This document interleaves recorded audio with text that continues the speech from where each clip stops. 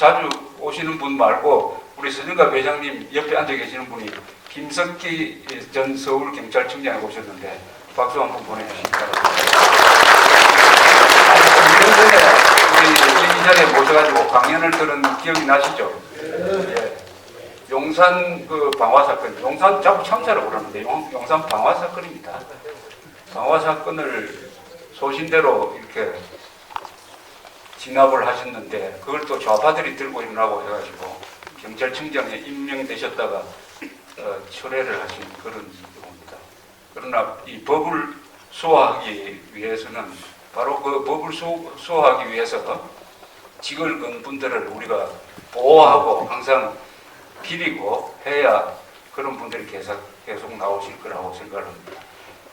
우리 김석기 청장님 그 뒤에 오사카 총영사를 하셨습니다. 앞으로도 계속 중요한 일을 국가가 맡기게 되기를 바랍니다. 오늘 주제는 핵미사일 실전 배치 상황이라는 이 키워드를 가지고 한번 이야기를 할까 합니다.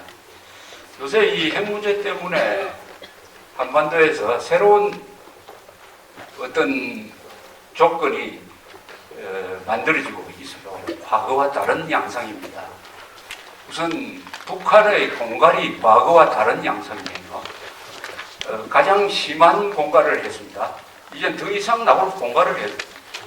정전협정이 무효화되었다. 그 다음에 전쟁 상태다. 그 다음에 또 이런 이야기를 합니다. 핵 선제 타격을 불사하겠다. 요게 결정적인 김정은의 실언입니다. 이 실언. 핵 선제 타격하겠다. 먼저 핵을 쓰겠다는 거예요. 그것도 핵을 갖지 않는 동족을 상대로 쓰겠다. 이건 2중 3중의 아주 문제 발언이에요. 우선 2차 세계대전 이후에 핵을 가진 나라가 많이 등장했는데 한 10개 나라들이요. 미국, 소련, 프랑스, 영국, 중국, 인도, 파키스탄, 이스라엘, 북한, 남아공은 가지고 있다가 폐지를 했고 여기서 지금까지 어떤 나라도 핵을 먼저 쓰겠다고 한 나라가 없습니다. 핵을 공격용으로 쓰겠다고 한 나라가 없어요. 마지막 수단으로 쓰겠다는 겁니다. 그런데 이 김정은이는 핵을 갖지 않는 나라에 대해서 핵을 그것도 먼저 쏘겠다. 비핵 국가에 대해서 핵 선제 타격이라는 이야기를 했어요. 이 이상 더 나쁜 이야기를 만들어내려고 해야 만들어낼 수가 없어요. 그러면은 어떻게 됩니까? 그 김정은이 이야기대로 서울 상공에 핵폭탄이 한 5개 터진다고 하면 어떻게 됩니까? 이 대한민국은 또 핵을 쓰기가 가장 좋은 조건 하에 있습니다. 김정은이가 지금은 아직 핵미사일을 실전 배치하지 않았습니다. 금년간에 실전 배치해놓고 포탄을 눌러버리면은 7분 안에 서울의 상공에서 핵폭탄이 터지게 돼 있어요. 7분에 7분 날라오는데 7분 안에 그걸 탐지해가지고 요격하는 것은 완벽한 요격은 기술이 없어요. 그런 기술은 미국도 없습니다.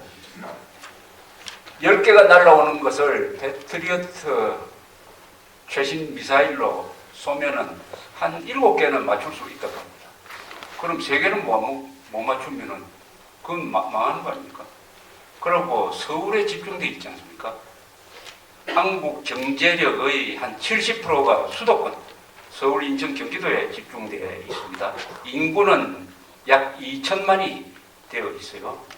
이것은 핵폭탄 터졌을 때 아주 효과가 많이 나도록 도시화가 되어 있고 집중화가 되어 있습니다. 저 농촌 지역에 터지는 거, 시베리아 상공에서 터지는 거하고는 질이 다르죠.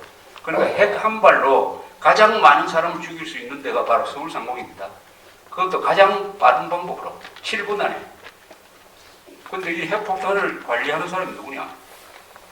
민주주의 국가에서는 전쟁을 하기가 힘들죠. 전쟁을 한번 하려면 국회 동의도 받아야 되고 여론도 봐야 되고 이 전쟁을 했다가 선거에서 망할 수도 있다 이렇게 생각하면 함부로 전쟁을 못합니다. 또 국제사회 눈치도 봐야 되고 그런데 김정은이가 관리하는 이 핵폭탄 발사 단추는 오늘이라도 누르면은 아무도 말릴 사람이 없어요. 누가 김정은을 말릴 사람이 누가 있습니까? 또 이놈이 미쳐버리면은 더 곤란하죠.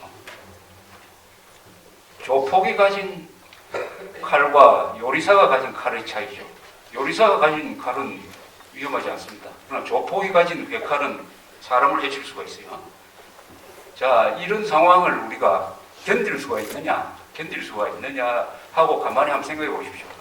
예컨대 2014년 7월 1일을 기해서 북한이 핵폭탄을 소형화해가지고 가지고 있는 장거리 미사일에 붙일 필요가 없습니다.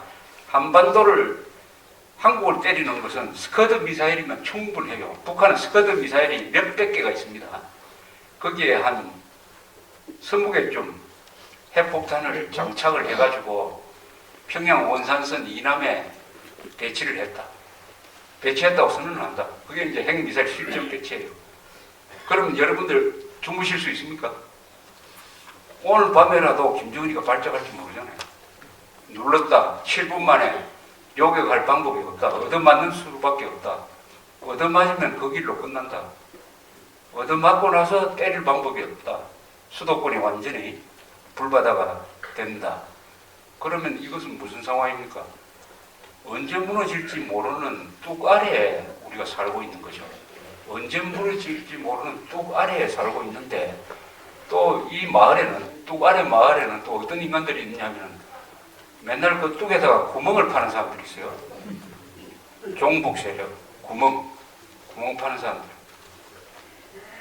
구멍 파는 사람들이 한두 사람이 아니라 많게 잡으면은 전 국민의 어른 중에서 30%, 많이 잡으면 30%, 아무리 적게 잡아도 10%.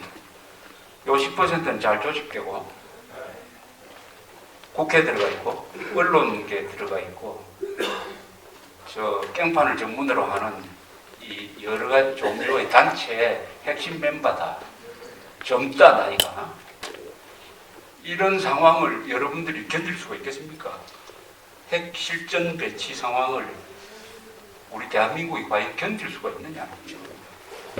박근혜 대통령은 그것을 핵을 이고는 살 수가 없다 이런 말로 표현을 했습니다. 그런 은유적 표현보다는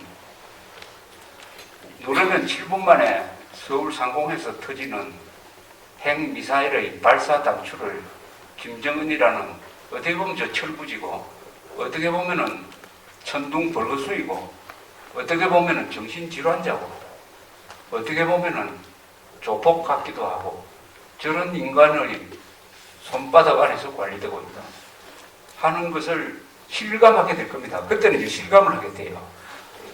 실감하게 되면은 그때 우리나라에서 무슨 일이 일어나겠느냐 하는 것이죠.